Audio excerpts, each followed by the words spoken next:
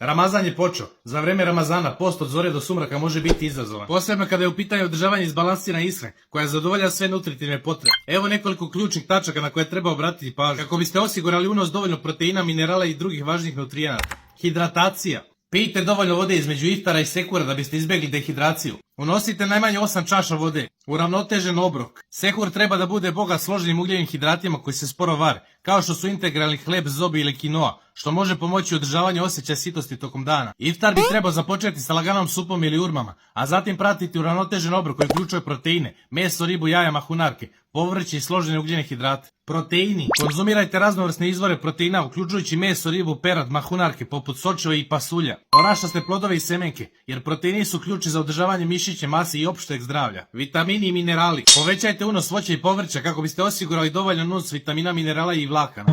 Ovo će pomoći u poboljšanju varenja i sprečavanju zatvora. Ograničite unos prerađene hrane. Izbjegavajte tešku masnu i prerađenu hranu koja može izazvati osjećaj umora i usporiti probavu. Zatim suplementacija. Razmislite o uzimanju multivitaminskog suplementa ako postoji rizik od nedostatka ključnih nutrijenata, posebno ako su vaše dijetetske opcije ograničene. Planiranje obroka.